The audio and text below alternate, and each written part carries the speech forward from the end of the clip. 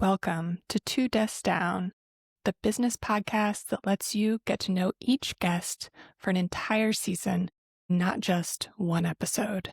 I'm Erin Taylor, the owner of Luname Strategy, and I'll be your host every season as we explore business, life, and everything in between.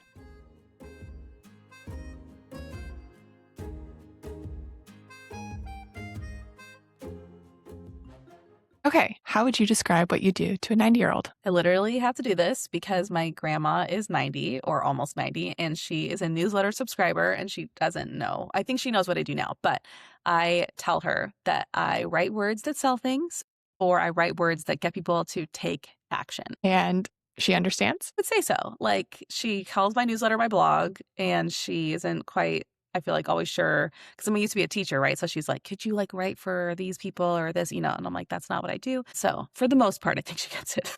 Good. And what's the normal way you would describe what you do? I feel like it's not that different. I would say I'm a website copywriter, which means that I write the words that go on your website, but of course not like any words or whatever. It's like the right words in the right places, so the right people will take the actions you want them to take. And how would you go even deeper if you were talking to an online business owner? I would tell them about the importance of empathy first and conversational copy, which is my specialty. Words that people actually want to read. If they're on your website, they're going to stay on your website longer, and they're going to fall into your little rabbit hole, into your world, and want to consume all the things and become obsessed with you and want to book with you. But your website does more than that, right? It gets people to sign up for a freebie, or they read your blog posts, or they read your favorites page, or they're like laughing as they're reading your about page. Like, we want people to love consuming the words that represent your brand. And of course, we want them to eventually, when it's the right time for them, click buy and inquire and book and join program, all of those things. And this isn't on our cheat sheet, but how long do you think website copy is good for? Like, when is the right time for somebody to start thinking about updating it? Like, they hired somebody to write it. It's been, I don't know, time or changes, or what is the trigger point? I feel like it's a little bit of both. Like, typically, I feel like website copy can last you like 3 years, 3 to 4, maybe even years. But it's more about like you and where you're at in your business, like whether you have shifted who your ideal client is or what you offer. Like, those are like big, like you probably need to update your copy sooner rather than later. Or like if you know your people more, maybe you're serving the same people, but you just know what they want and how you can serve them better than you did when you had your website copy written or when you wrote it yourself.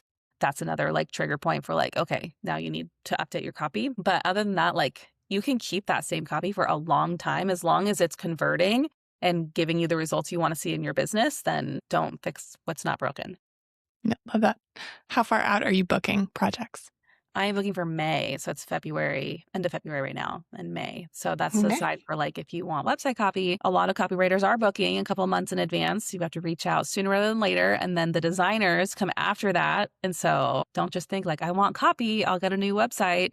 My website will be live next month. Like, no, it's probably going to be like 3 to 6 months until you actually have a new website. Yeah, because you've got the photographer thrown in there too if you're updating any photos. Yeah, and you probably should be. Do you work with website designers during projects, or do you pass it on? How does that work? I have a couple of different people, like designers, because it kind of depends. Sometimes people come straight to me. Sometimes they'll go to a designer and the designer will refer people to me. Kind of goes both ways. And if, the designer has referred somebody to me, like, we're obviously ready to work closely together. We've done it before. When I write the copy, I wireframe it in a way that kind of like makes a suggestion for the design. So that's like how I'm laying the words out on the copy doc. The designer can take that and like use it as a starting off point, or they can like trash it and do whatever their creative brain wants to do. Like, I'm fine with either. Gives them a starting off point, and that's kind of like our first step of collaboration, as well as like if I have any ideas for design, I'll like note them in the comments on a Google Doc, and then I pass it off to the designer, or the client passes it off to the designer, and then like I stay in touch. Like, I'm available if they like have questions, and then I do like a final proofread. So normally the designer lets me know before the site is ready to go live, and they send me like the preview link, and I do a final proofread for them, make sure that all the right words are italicized, like those sorts of things, and then from there, it's launch, and we're all just celebrating. That's amazing. Speaking of other people in the online space, who is a person you think we should all follow? The first person I thought of was a designer, Christina from Gem Creative Co. She's a brand web designer, but she's also a branding educator. And I took her course, Brand Ed, like 2 years ago in 2024. And that was like me DIYing my branding, and it was so great. So I was the first person. Can I say two people now? Because another Yeah. person came to Yeah. mind. So I was We thinking do about it different who we want. people. As far as people that copywriters love to collaborate with, it's not just photographers and branding people, it's also naming people. And another person who I always recommend, I literally am like always shouting her name from the rooftops. I had to DM her the other day, like, you probably think I'm obsessed with you because I'm like always tagging you on. But Caitie Pinnell from 26 and Then Some, she's a naming strategist and naming expert. So if you don't know what to name your business or name your offers or name your podcast, you can have her help you name it for you or give you feedback, or yeah, she's just great. That's amazing. I'm going to Just add tag a new both of thing. these people in the show notes whenever I figure out how to do that. So, speaking of businesses, let's give a little introduction. If somebody didn't listen to the first episode or just wants to learn more about you, give us the rundown. My name is Caitie from Caitie Couples Creative. I'm a copywriter, a website copywriter, I should say, who side quests happily in email and launch copy. And I specialize in empathy first conversational copy for online business owners who care about connecting as much as they care about converting. Love that. Is there anything personal they should know about you that maybe you didn't share in episode 1? Ooh. The first thing that came to my mind, I don't know why, but I'm married to my high school sweetheart. That's the first thing that happened. That is so sweet. Yeah. Oh, And he's when also did in my, you? Oh, okay. All right. We're going to pause for a second and we're going to go a little deeper here. yeah. Tell me more about this. When did you meet? What part of in high school? Yeah. We met when I was a sophomore and he was a junior at track practice. We were on the Oh. track team together. And what events? It started as a sprinter, and that was a mistake, and ended as like a 2-mile runner.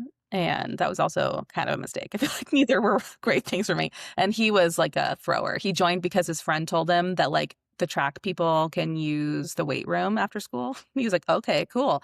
And then he was going to be a thrower. And then we had a coach who was like, all throwers must do like running races, like running events. And he's like, what? This is not what I signed up for. So yeah. Well, So did you track both end your high school careers doing track?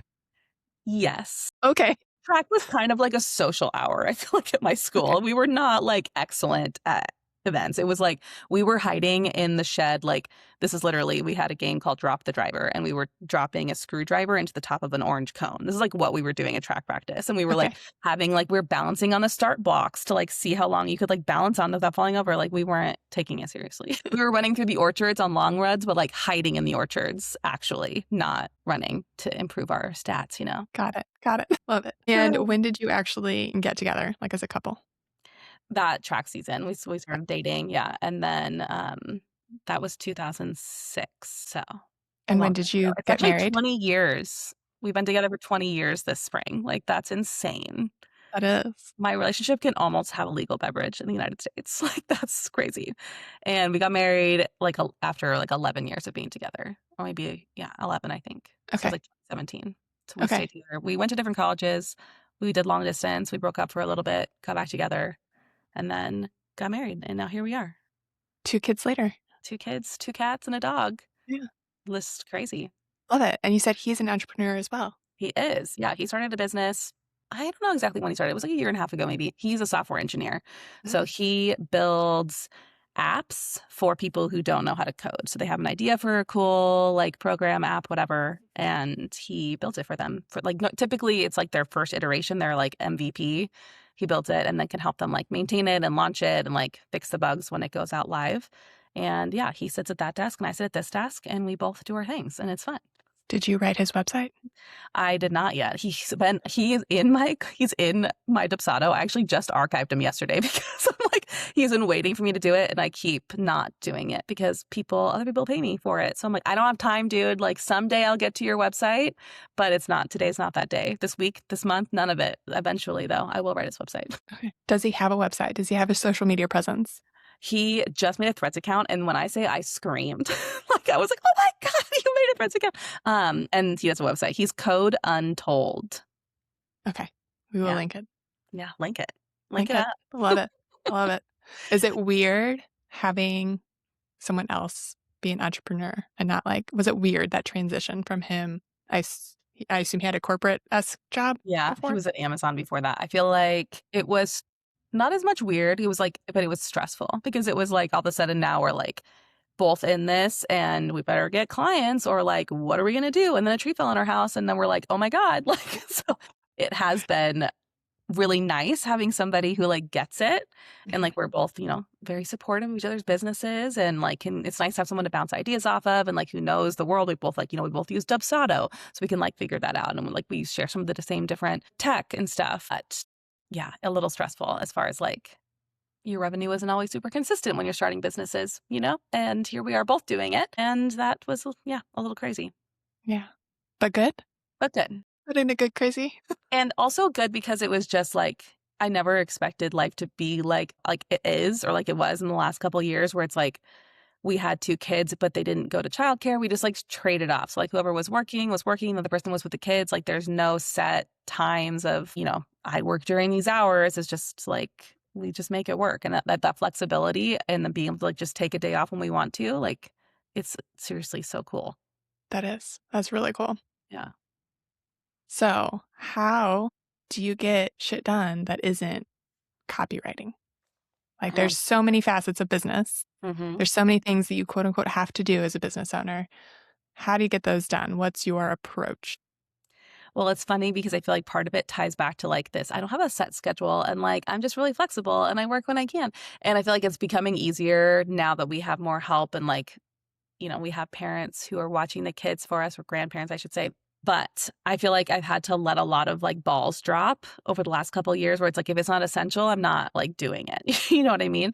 Like marketing stuff, my feed, just if it doesn't get posted on, it doesn't get posted on. So I feel like there is an element of like within the amount of capacity and time that I have, some things just aren't getting done. I have my non-negotiables. Like I send my newsletter every week. I used to also not even do that. It was like, if I don't have time for it, it's not going to happen. But I'm now recommitted to like, I love my newsletter. I'm sending that every week. But if I don't post on Instagram, that's fine. If I don't post on Threads, that's fine. But in an ideal world, I'm doing all of these things, right? And that's what we're talking about. Is like, how do we do it all?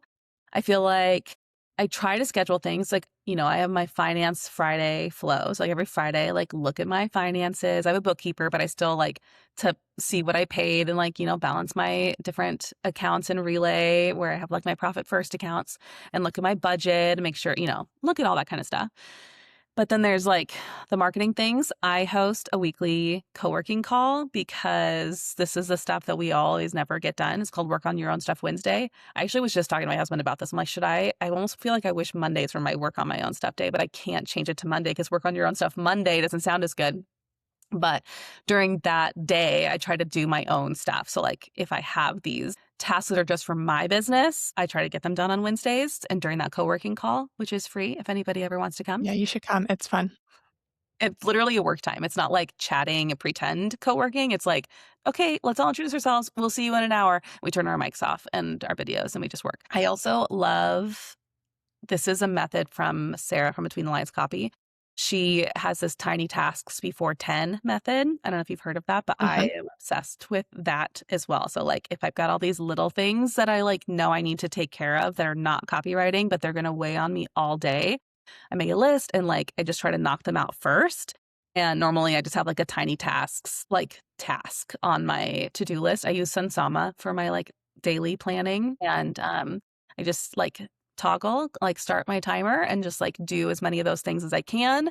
Sometimes it's like I do 20 minutes. Sometimes I like work for an hour on those things, but just like trying to get those things out of the way is helpful for me. When did you start time tracking? I started time tracking when I was working in an hourly role I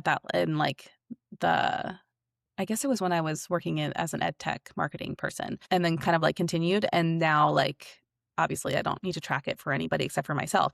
But yeah, I've been doing a really bad job lately, but this morning I was like, I'm going to track every single thing I do this week and get back on the horse because it's so helpful. Like if you don't, like I don't know how you know what you're doing.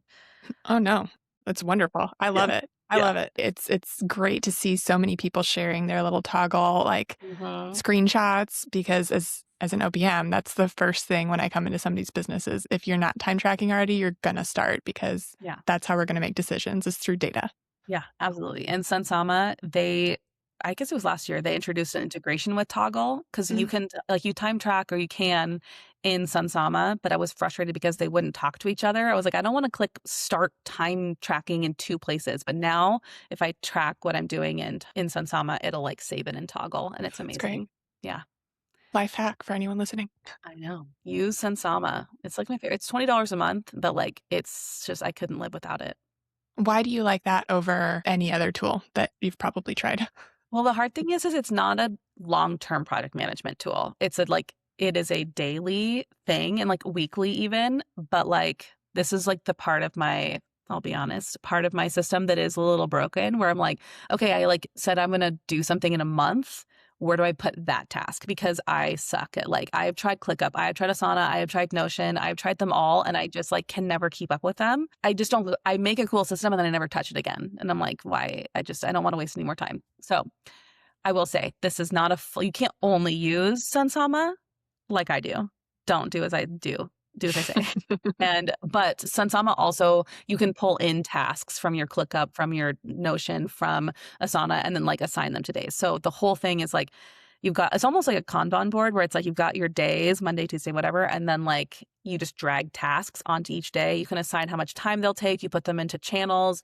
And then you can also like plug it onto your calendar. So you can plug your calendar and you can like time block it and say, this is what I'm going to work on these different tasks. It'll like tell you when you've like hit your limit of like for how long you've been working or like when it's time to shift your focus to a different task. It just like, it helps me so much to see what I need to work on today. But like I said, the broken part is like, what about the thing I need to remember to do in a month from now? I guess I could just go on my calendar, but like, I don't know. It's funny because as you describe how you use this tool, this is exactly how I have my ClickUp set up. Mm-hmm. Like I only look at it at a week at a time and like I pre-schedule stuff and I move stuff around to time blocks and you can sync it with your calendar. I don't do that. I do have different things on my calendar. Yeah.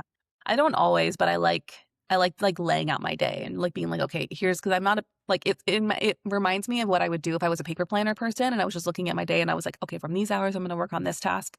That's like what it looks like in Sunsama when I do it. Mm-hmm. I've toyed back and forth of going back to ClickUp.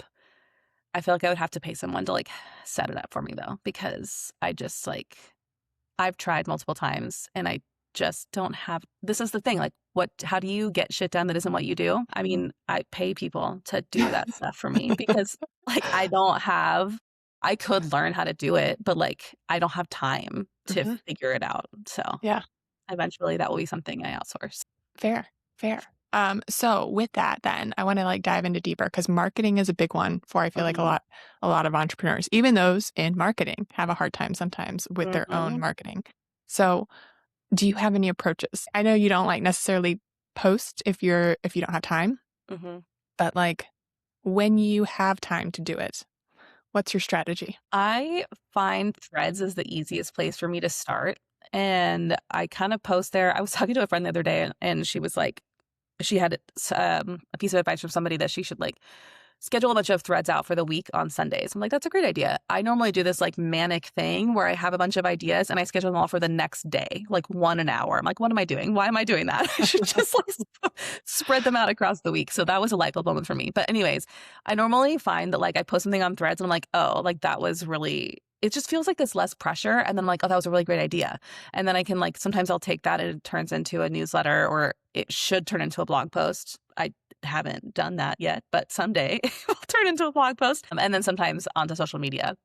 And I feel like what I would like to do and get back to is like creating content on like work on your own stuff Wednesdays that aren't just like Threads and newsletter always are going to happen, but it's those other ones. It's the Instagram feed because it takes so long, Reels or my blog posts, the non-existent blog posts that I would like to start doing on Wednesdays. But right now, what I normally do is I work on them in the evenings. Like I do like my own, like my client stuff is like during the day and like I'm working on the stuff that I have to work. And then the after my kids go to bedtime is like, okay, I can like open up my computer and like toy around in Canva, like making this graphic or whatever. And so that just, it only happens when I feel like it. Because I also should be working on my own website because I need to do that.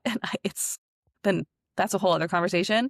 I have been trying to like publish a new website for like a year and a half. And I'm finally in the stage where I'm like putting the design together and a template. And that's what I should be doing every spare minute. It's that. But I get bored. And then I have a cool idea for an Instagram post. And I'm like, I want to go do that instead. I'm very much I follow the whims of like what I want to do.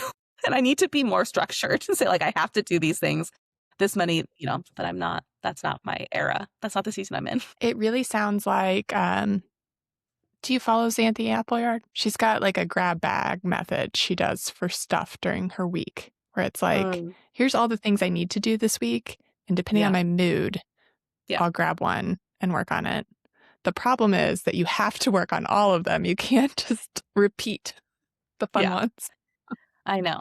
I feel like I need a system where I'm going, like a lot of times I'll write a newsletter and I'm like, this should have been a blog post. I have so many things to say about this. Like this should have been a blog post, but I'm not like, I am very good at planning content for other people, but for myself, it just is more in the moment and what feels exciting in whatever medium I'm like, okay, I'm gonna write a newsletter. Let's do this.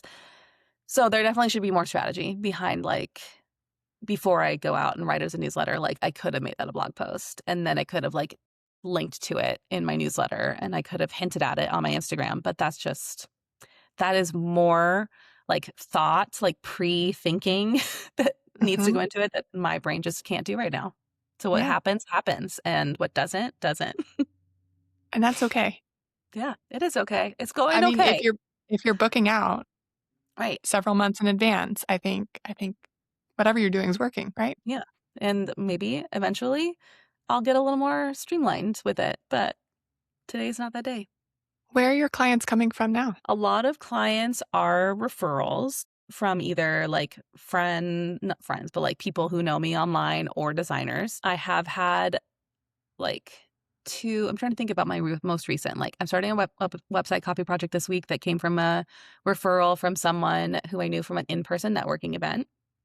I have one that's coming up from that person found me on social media. Two people found me on social media. And then another that was a referral from a designer. And those are the main ones, I think, of like what I'm working on next. But something I've been thinking about a lot is like, even if you are getting referrals from people, you still have to be showing up because how are you meeting those people who are going to refer people to you like, on social media? And unless you're like having one-on-one calls with them or something, or you're seeing them in like an in-person networking event, there's still this time you have to invest in nurturing the relationships that are going to lead to referrals, whether that's by showing up in your stories or posting funny things that are random on threads or posting something on Instagram that people they remember that you're good at what you do and that you exist. Like you still have to be showing up somewhere in order to have people who will refer people to you. Yeah, and that takes time. I mean, Yeah. it takes time to show up for your friends in real life, much less keep track of like a bunch of people that you would like to keep a relationship with from online. Yeah. How Totally. how do you manage that? I And think, you don't have to have a right answer, but I'm yeah, curious. I feel like it's a lot of just like I try to make sure that I'm looking at threads not just as like a scroller and not just as like I'm coming here to post. It's like I'm looking through my feed and I'm interacting with people that I know and commenting like genuinely if something like speaks to me. And the same thing with stories. Like I try really hard to look at stories and interact with people and not just be a passive consumer and respond when someone's like posting a video of like a crazy blizzard in their town. I'm like, oh my God, like that's crazy wind. That stresses me out. I'm not going to say why because I don't want to stress you out, but I'm going to say something about it. Like I'm going Right. to say, hi, I hope you're okay.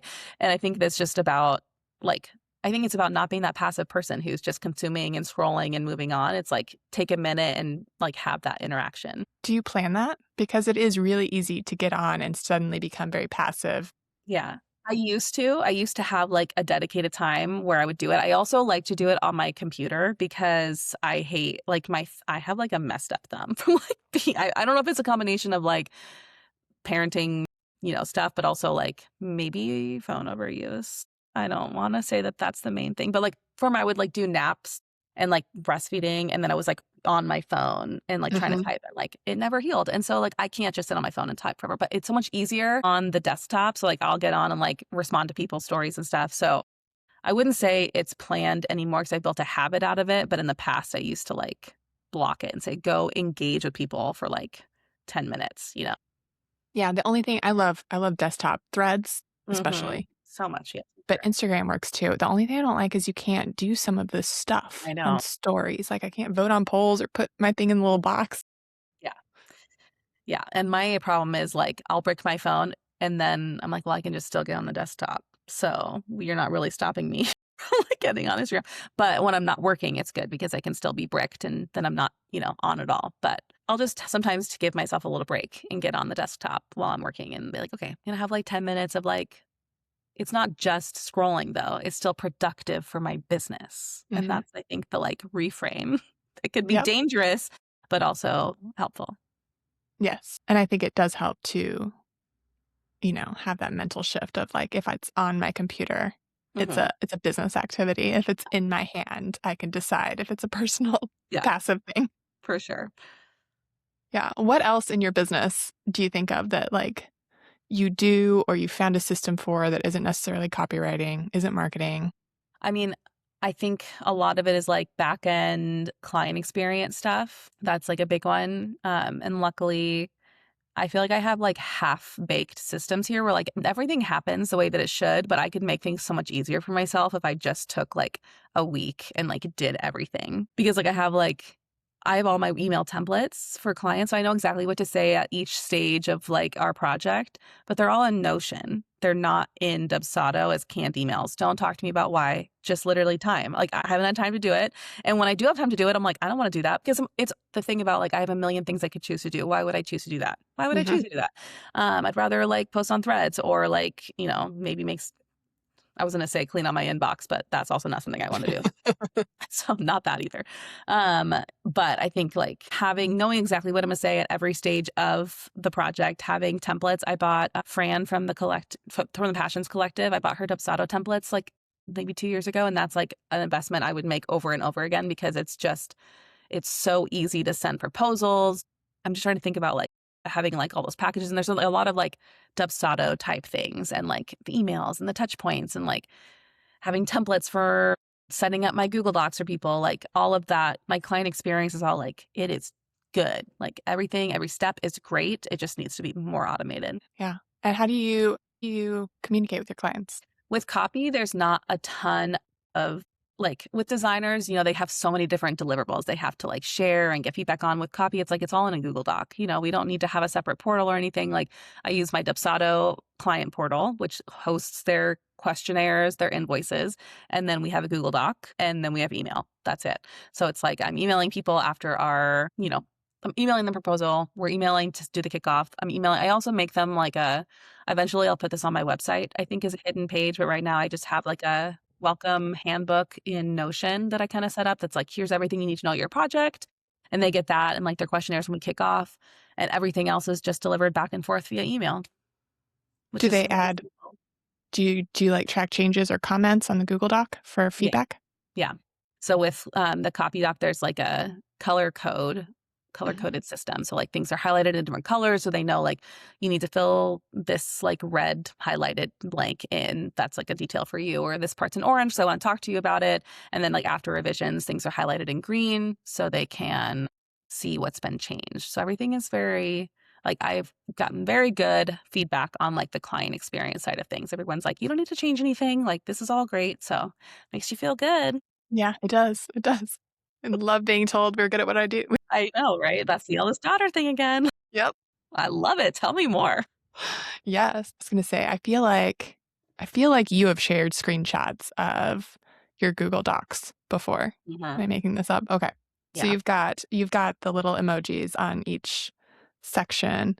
Yeah. Um, I think it was Amy from Hello and Co Creative who first shared that. And I was like, oh, I love that. And we talked about it. And I was like, I'm going to do that too. Where she was, you know, what we do is every tab doesn't have an emoji until the copy is done. And then it gets a green check mark that the copy is done on that page. And then after it's like revised and finalized, it gets like a fun on brand emoji. oh, So that's that so was fun. fun. I recently did a copy project where it started as a one-page copy project and then it evolved. She decided she wanted like a full website, like as we started. And so that kind of messed with like mine and the designer's timelines. And we kind of just like did it throughout the other things we had going on. But so we were like, I was delivering like a couple pages at a time also. So that was tricky. So she was like in the copy doc when I was like working on some pages. So that was the same kind of thing where it's like, if it has a fun little emoji, you know that one is ready for you. If it doesn't, do not go there. Like, don't open that tab. I'm still very much like drafting stuff. So it's like, it can be a nice way to communicate with like the client knew the check mark pages were the ones that she needed to review. The designer knew that the like fun branded emojis were the ones that were done. And of course it was like written somewhere too, but it made it fun to look at and Yeah. made it a little easier for everybody Little too. visual cue. What's been your favorite emoji to use for a brand so far? Well, that client she lives on a farm. So we were like kind of like bringing in, but like her brand is not, I live on a farm at all. So it was like, here's like disco balls. And it's like, here's a goat. And that was like a fun little, yeah. And right now I'm working on one that's like a spring themed. And so it's like all these different cute little flowers and bees and sprouts. And it's just, Oh, yeah.